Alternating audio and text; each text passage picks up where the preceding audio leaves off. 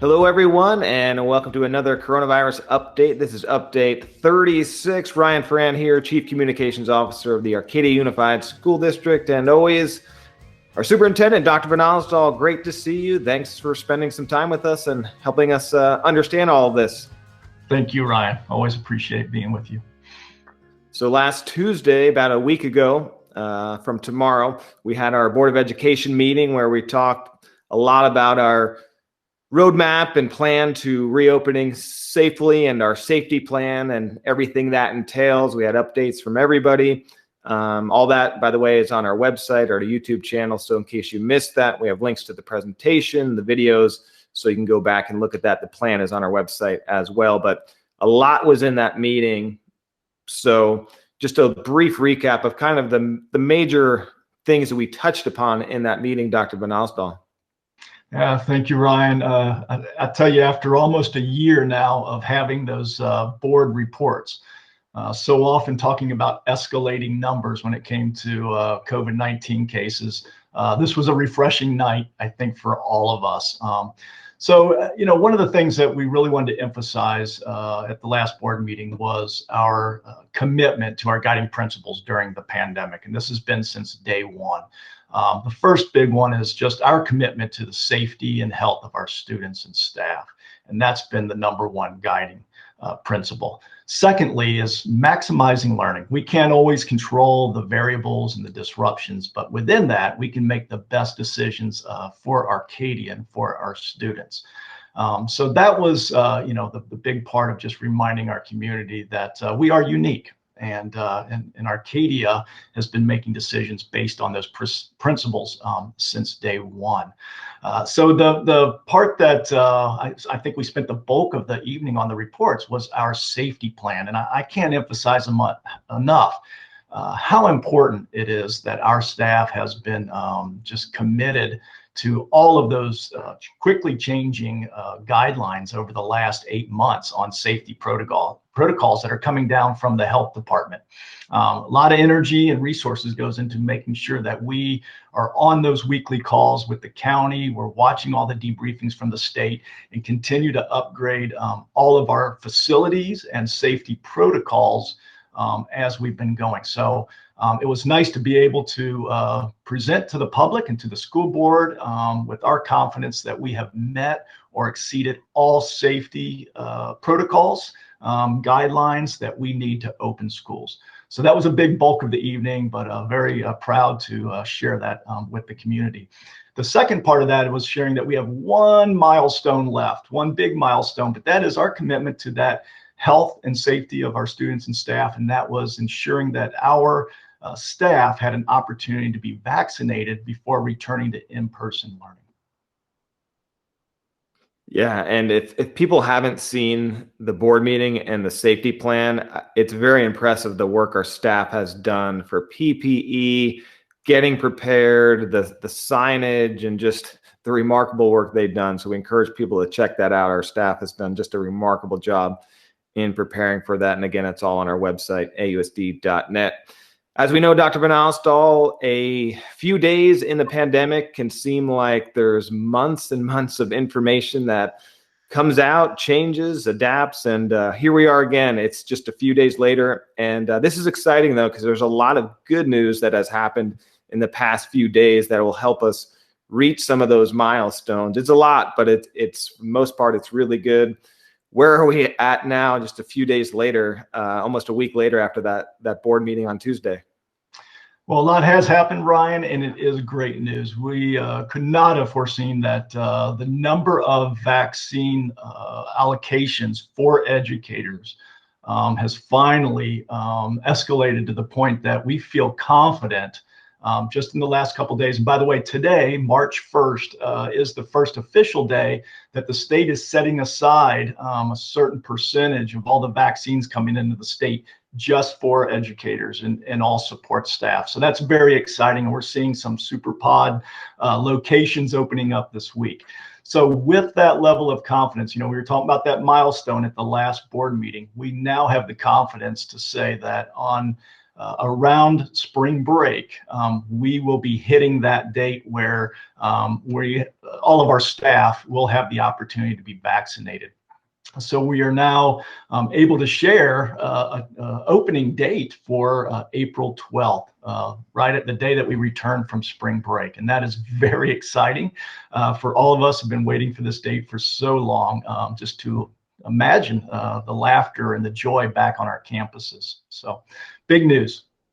Yeah, and our team has done a lot of work to try and help facilitate getting vaccines, and a lot of our teachers and staff have gone out and got it on their own, which has been great. And so we encourage to do that, but we're also doing our best to partner with as many folks as we can to get as many vaccines available so our staff has the opportunity to be vaccinated. But we're seeing a lot of that. Our staff has already made a lot of progress, so we're seeing that in social media and the like, which has been terrific. So Dr. Benazal, for full transparency for people, we're recording this earlier in the day. It takes a while to put together and get all the information out there. But Governor Newsom is on right now. He is talking about a deal he has reached with legislators. We heard whisperings of what that will entail a few days earlier, but in essence, it's a $6 billion deal for California schools to help reopen with PPE and the supplies, and there's different target dates in there, but this is good news as well, because there's a lot of costs with bringing students back and the equipment, and make sure it's done safely. We want to get back, but health and safety, as you always talk about, is the key to this. So again, we don't have the final details of this. We'll be monitoring after we're recording this as well. But what can you tell us about this latest deal with the push from the governor to with this allocation to help reopen schools? Yeah, there's no doubt about it that there's going to be a significant amount of money that is needed to begin this, bringing students back to campus, the assessment piece that we've been talking about to, find out where the learning loss has been, addressing the social and emotional issues that our students have experienced over this last year. That's going to come with a significant cost. So, it's very exciting and pleasing to see that the legislators and the assembly, have been able to allocate this amount of money to this cause. I want to remind everyone that our driver and our timeline was really of our commitment to that student and staff safety. So I have to tell you that I'm also pleased to see that it's going to line up, that commitment is going to line up with our ability to also access that money that is very much needed and will be put to good use as we transition back to our campuses. So today's a good day. They're talking, I saw a date of April 1st, and as you said, it's happening kind of while we're speaking. But we are on spring break that first week in April. So for us, the date of April 12th lines up pretty close to the date that the governor has been working on. And so I think it's going to work out just fine for us. Yeah, and it's interesting. There's been different dates. It started when the people were projecting about this legislation mid-April, but and I think now it may be an April 1st target where each successive day that you're not back, you may lose some money, but you've always talked about, that's our timeline to do it the safest way possible. So we may be, somewhere in that mix, but it does help us nonetheless. So, and as we know during this pandemic, just because something is announced on Monday doesn't mean that can't change by Tuesday or Wednesday. So stay tuned as always. It's a very fluid situation, but we'll stay on that as well. So a lot continues to happen. So as we continue to move forward, what should people be expecting from students to parents to teachers, staff, community? Because we read the headlines, this school's reopening, that school's reopening, but until you get to the end of the article, school reopening, that's not exactly what's happening, is at least as we all knew it a year and a half ago. So expectations when we say reopening, it's not going to be what it was, before we shut down. What should people know about that as far as coming back and what to expect really? Yeah, Ryan, that's been the number one misunderstanding in the counties that have been able to return to in-person learning, months before us. And of course, we've been watching and learning to see, what's working, what's not. And unfortunately, so many parents see the headline of, kids can return to school, schools are back in, and the assumption is that it's going to look like it did before the pandemic. And that's just not possible. Although we are able to return, there are still significant restrictions that we have to abide by in order to ensure that safety of our students and staff. And so, this cohort model is one that I talked about also at the board meeting, where, we're not allowed to have the full population of a school on the site at one time.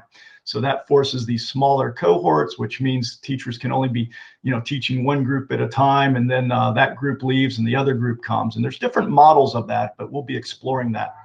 So that's the first thing to understand, is it's not going to look the same as what we think school is, but please know we're doing our best within those restrictions for safety and maximizing learning. So parents will be receiving a survey quickly within the next day or two. And the first big question is, where are you on your comfort level of sending your children back to school? We recognize that some people can't wait to get back on campus and are looking forward to that. We also recognize there are some parents that still have some anxiety about safety. And so we will be providing a virtual environment moving forward for those that choose that. But that's a big hurdle, is just knowing, is that a 70%? Is that 20%? So the first survey is really going to just be asking, are you comfortable with your child coming back on campus for in-person learning, knowing it's not going to look like it did before the pandemic, but you still want your child back on campus? Or would you like to continue in the virtual environment? We will then use that information to work with our associations and staff to figure out for Arcadia, again, what's the best model within those restrictions to maximize learning. Then we'll be going back out with a survey that will have more detailed information about some of those options and what that looks like, and for a decision down the road. So these first couple surveys are really just garnering that information to help us co-create, develop the best model for Arcadia. And the grace and space you talked about, going back to March of last year, as we navigate this, we learn things. We're asking folks to extend that grace and space. As we come back, it's going to be new to everybody. We're going to go through adjustments. We're going to learn. Our students, it's going to be new for them. A lot of them, our youngest ones, haven't been to school yet, to a campus. As hard as that is to believe, it's going to be new for them. And for our teachers, they're going to be transitioning, and our staff. So we ask again, expectations, keep those at, we have high expectations, but no, it's going to be new. It's going to be an adjustment, and we'll get there eventually, but grace and space will be appreciated. And I just want to add in that, for me, it's going to very much feel like the opening of school in August each year. There's going to be a lot of that social part of school, of just coming back and being a student. And you just mentioned it, some of our littlest learners, they've not even experienced being a student on a campus yet. So we are going to need a lot of patience during that time. Very well said. And finally, Dr. Banasco, we have tomorrow night, we're hosting a virtual town hall through Thought Exchange. So this is another opportunity for people to share their thoughts. It will be 7 p.m. The link will be in this update, so look for that. I just want to share with people that to elicit more comments and get through more questions, it won't be a typical town hall where somebody comes up, question, answer. The Thought Exchange platform will actually allow us to see all the questions and thoughts, and then we can go through the repetitive ones, so we don't have to we can be more efficient with our time that way and get to more thoughts and questions. So that's how the kind of town hall, but just so everyone knows that. But the great thing about the Thought Exchange platform is, even if you don't have a particular thought or concern, you can rate others' thoughts or concerns that, oh, I relate to that, I agree with that, and we should talk about that. So then that thought or comment will move higher, so we talk about that right away and address kind of the majority of people's opinions or what they think should be addressed. So that'll really help. So not a typical town hall, actually better in the Thought Exchange platform. And a lot of our district is familiar with Thought Exchange because we've been doing the LCAP, and we've been asking our community for their thoughts via thought exchange for 5 or 6 years now. So it's the same platform. If you're used to that, we just finished our LCAP one a couple weeks ago. But that will be another opportunity for feedback from the community. And Ryan, as we move now to a target date of opening that we're all planning and working toward, that April 12th date, it is important. And I want to hear what are people's thoughts and concerns as we're beginning that work up to the run up to the April 12th date. And I'm going to have my entire executive team there. So, from safety questions, protocol questions, if that's a concern, we'll have our district nurse, Erica Newkirk, will be joining us. If you have facility questions, instructional questions, we're all going to be there to address those questions as they bubble up to the top. So. Yes, and please be gracious to your moderator who will be going through this live for the first time tomorrow evening. But it'll be very similar to our Board of Education meetings, how they're streamed through YouTube, so people can watch on YouTube. Then at the start of tomorrow night's virtual town hall, we'll send out a link where people can hop on there and then share their thoughts. So that'll be the kind of Q&A portion. So you'll get that right away. So just as long as you have the link to the YouTube where it'll be streaming the virtual town hall, then we'll give you the next link to how to participate in the survey, leave your questions, comments, and thoughts and all that sort of stuff. So that's sort of how it will work. And we'll go for, I think, about an hour, and we'll get through that and get everyone's input. And that should go, fingers crossed, really well, and give another opportunity for people to chime in. All right, Dr. Benalstal, as we wrap up, any final thoughts for Coronavirus Update 36? A lot was in there, a lot of positives, and we're making progress, to say the least. Any final thoughts for us? Just continue to thank the community, parents, staff, and just that space and grace you mentioned earlier, Ryan, that everyone's been offering each other from the beginning, from last March, almost a year now that we've been in this. And as we move to go back, I want to remind you and remind myself that we talked about opportunity when all this started. We knew we were going to be up into some great challenges and having to face some just some really tough times. But we also knew that we wanted to take advantage of this opportunity to learn and grow and stretch as an organization. And as we begin this process to transition back, I am confident that we will be able to bring our students back on campus and our staff in a safe manner and return to some sort of normalcy. And we are going to be a better organization for it. So I'm looking forward to this challenge. Thanks for your time, Dr. Benalstal, your thoughts. We do these videos just to try provide some more context, clarity, and transparency into what the latest is in our return to school. So we appreciate you taking the time. We know these videos can get a little lengthy, but we know people really do appreciate the information. To view all of our coronavirus updates, they're on our website, ausd.net, along with our map to reopening, our safety plan, and all that is on there as well. We will see everyone hopefully at the virtual town hall, and then another board meeting again a week from tomorrow. We'll share the latest and greatest as well. Dr. Benalstal, thank you so much. Have a fantastic day. Thank you, Ryan.